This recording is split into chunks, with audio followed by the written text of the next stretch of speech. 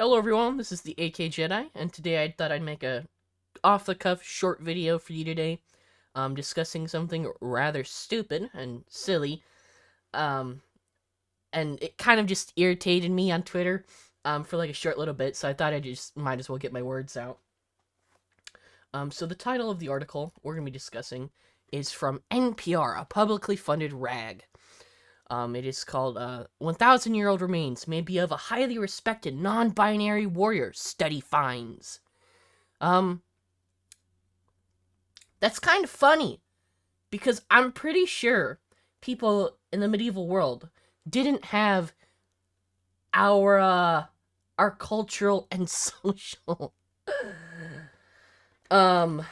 norms, of today. I'm pretty sure they didn't even know what the fuck a non-binary person was. I'm pretty sure they don't even know what a trans person was.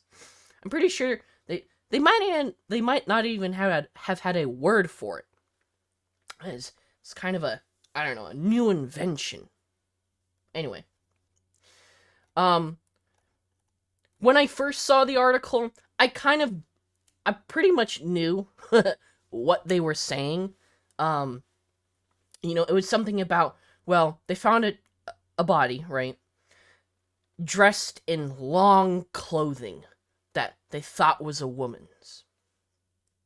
Right. Now, for those that don't know anything about medieval history and clothing of the medieval era, Shadiversity made, I think, a couple videos on this, and they're pretty good, pretty entertaining. And you should go check them out. I'll leave them linked below in the video. But basically, the gist of it is tunics, which varied in length, but they could get quite long. They could look like dresses.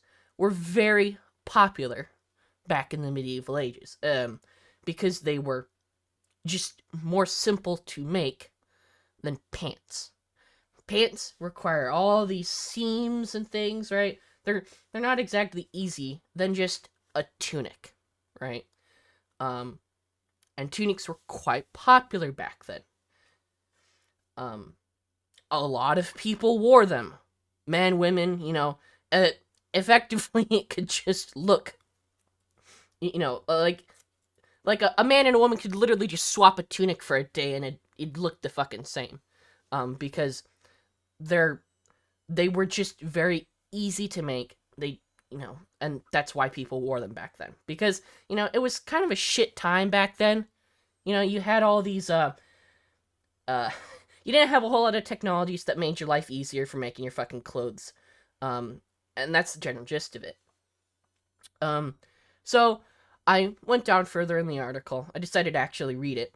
And apparently they did some DNA testing as well, and they originally thought was a female, but according to, let me pull it up,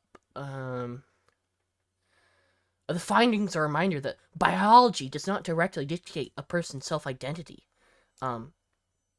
which is kind of fucking funny. I don't know, it's just fucking, it's stupid progressive politics done by people who don't understand various medieval history.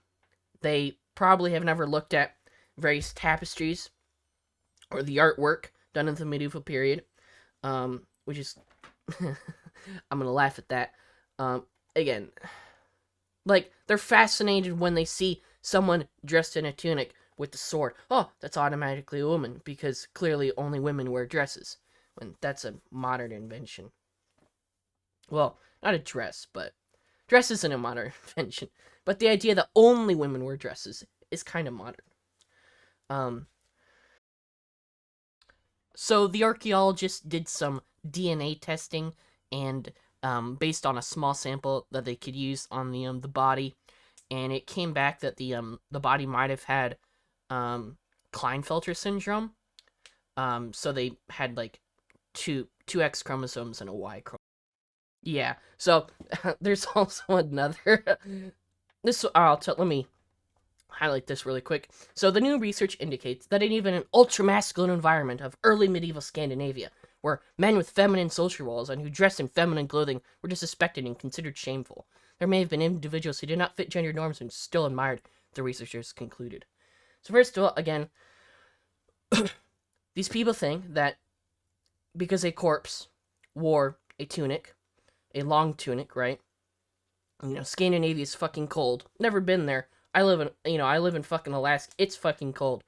But I look at Scandinavia and I think, yeah, that's probably fucking cold. Okay.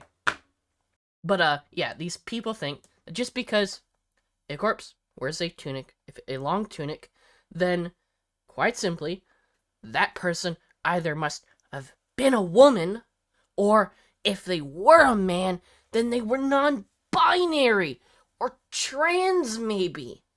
When, again, these archaeologists, these researchers, these journalists and activists are all putting their modern worldview on something from 1,000 years ago. From a different country. These people are fucking nuts.